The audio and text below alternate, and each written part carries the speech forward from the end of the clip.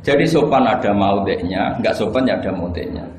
Sehingga dalam kitab Hayatus Sahabah yang dikarang oleh Syekh Yusuf Al-Kandalawi, yang paling saya kenang adalah beliau menceritakan makalahnya Umar radhiyallahu anhu. Beliau mengenang Umar ditanya, "Laqad kunta faddun ghalidul qalbi." Kamu itu pemimpin tapi keras sekali. Kata Umar, "Saya ini berusaha layyinal janib."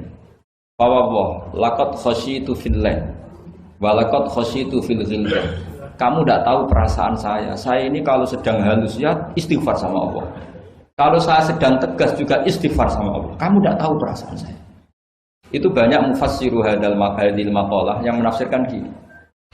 Dalam makalah yang lemah lembut itu juga ada dosanya. Dalam tegas juga ada dosanya. Karena manusia tidak pernah sempurna. Saya beri contoh begini. Ini analogi yang paling gampang. Yang siapapun kalau insaf pasti paham. Pasti paham. Bukan mungkin paham tapi pasti paham. Misalnya kamu punya keponakan yang sering pacaran, itu kejakno larangan ngalor ngidul, pokoknya sering maksiat. Kemudian ada Pak D yang hildo, yang ghalid, yang keras. Pasti ponakannya nggak pernah ke situ, paling dimarahin gitu. Yang satu Pak D yang satu atau Pak Ali yang satu layyinal janib, pacarnya jajak segitu ya nggak apa-apa. Pak Arifasane rangkul-rangkulan di situ ya nggak apa-apa. Potensinya pasti sama. Yang terlalu lunak akhirnya dianggap melegalkan, ya enggak? Yang akibatnya dianggap pelegalan. Yang keras karena tidak pernah disowani, akhirnya juga pembiaran, nggak pernah tarbiyah karena keras ini nggak pernah dia bisa menyentuh, berproses membina ponakannya. Natijanya sama-sama pembiaran, ya kan? Yang keras pembiaran karena nggak pernah sambung, yang lunak karena dianggap pelegalan. Jelas kan? Jelas ya? Begitu juga kondisi kita ngadepi maksiat. Yang terlalu lunak dianggap kayak gak peduli, gak apa-apa. Yang terlalu keras, gak berproses tarbiyah, gak ada fabima rahmatin minallahi linta lahum walaupun tafadzan ghalidul qalbi lan faddu min. Maka lewat pertemuan ini saya ingin ya Islam itu dibawa secara mudah, secara logis, gak usah berlebihan. Ya sudah kita ikuti ulama-ulama dulu dengan referensi-referensi dulu. Jadi ini penting sekali. Karena ayat tentang tegas ya ada, ayat tentang lunak ya ada, semuanya harus proper. Bahkan saya kemarin isi di Jawa Timur itu yang hadir mungkin 10.000. Itu kiainya itu punya pondok unggulan. Saya bilang, meskipun beliau punya pondok unggulan, saya sudah pamit.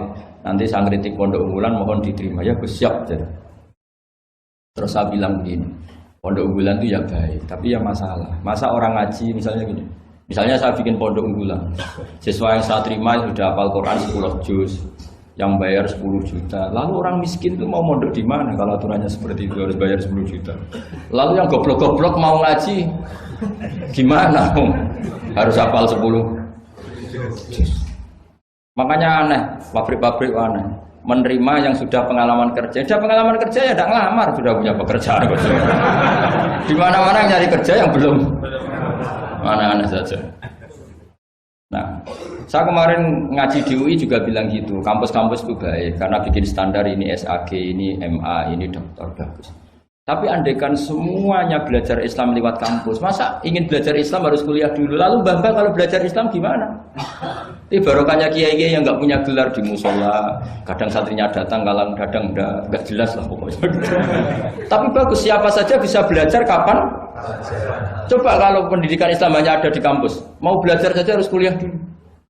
Yang tua-tua nggak bisa belajar. Coba kalau semua lembaga pendidikan itu kayak pondok-pondok besar yang pakai persyaratan, mau ngaji daftar dulu, silakan ke sekretariat. Sudah diselesaikan administrasinya. Maka bergembira kiai-kiai musola yang tidak bersertifikasi itu karena konsultan Islam sing on time setiap saat. Ya itu barokah. Apalagi santri-santri yang goblok itu barokahnya luar biasa. Betul. Saya itu punya sekian santri yang dulu teman saya, kelihatannya goblok, tapi manfaatnya luar biasa. Cuma dia kagum sama saya karena saya korban jadi konsultannya dia. Dia itu di pedalaman Kalimantan, di tengah hutan. Ya kalau dulu mungkin oleh pemerintah disebut illegal logging, tapi dulu.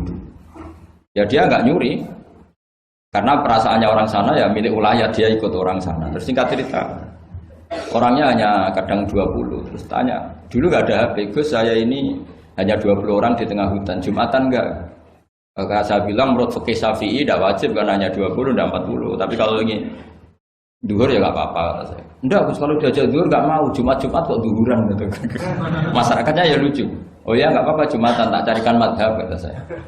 Saya kan kebetulan ya mengkaji al-madzhabul arba'. Singkat cerita begini, natijahnya apa? Kadang kita yang pinter, yang LC, yang doktor, itu dakwah kemudian nyun sewu dengan tanda kutip mendapat honor. Sementara yang goblok, kadang itu karena nggak ada tanah wakafnya, tanahnya diwakafkan, punya uang diberikan. Intinya itu kadang yang goblok menjadi pendiri masjid, kadang yang pinter mendapat bisaroh dari uang kas masjid.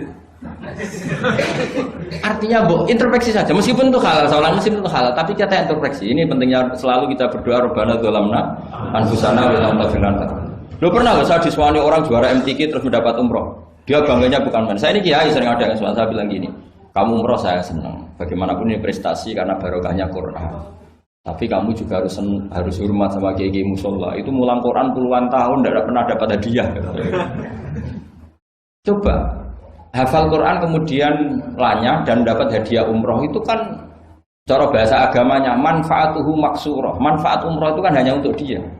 Tapi kiai yang mulang di musola-musola ngajar 10 tahun berapa ratus orang yang bisa baca Quran karena dia. Tidak ada yang ngasih hadiah umroh. Kira-kira fadhoilnya, keutamaannya indallah utama mana coba? Ini minterkan orang banyak tanpa hadiah. Ini pinter dadakan lewat lomba lagi dapat umroh. Tentu kita tidak mengharamkan itu, kita respect gak masalah. Tapi kalau kumo luhur salah lawan pasti. Karena kalau kumo luhur nanti menafikan keistimewaan orang-orang yang istiqomah Jadi kita fair saja. Ini juga penting untuk syiar, ya supaya anak-anak semangat ngapalkan. Tapi jangan lupa yang sedang ngajar-ngajar yang nggak jelas tadi. Yang muridnya kadang 3, kadang 2, tak tanya, Pak ya yang ngaji berapa? 10 Gus. Lah yang datang 2 ya biasa gini Gus, kadang 2, kadang 1. Ya seperti di sini di perantauan, jamaahnya pasti tidak istiqomah, tak jamin itu. Jadi tidak usah saya tanyakan itu sudah pasti. Jadi jamaah itu nomor 2, nunggu pas nganggur liburan kan gitu. Jadi saya mohon beragama itu biniatin sholihah. Ijazah bapak saya ke saya itu yang berulang-ulang tadi. Sementing aku itu duwe qalbin salim. Makanya kata Allah, zaman itu illa man atawaha biqalbin salim. Yang selamat di hari mahsyar itu hanya satu, orang yang sowan Allah biqalbin salim, dengan hati yang selamat. Hati yang selamat itu melihat kubu lain ya dengan insaf. Ya melihat yang kunut ya biasa, tidak kunut biasa, itu masalah khilafiyah biasa. Dulu itu Imam Abu Hanifah tidak pernah kunut. Jadi tidak kunut itu bukan mazhab Muhammadiyah, mazhabnya Abu Hanifah. Muhammadiyah tidak mujaddid, juga tidak mujtahid.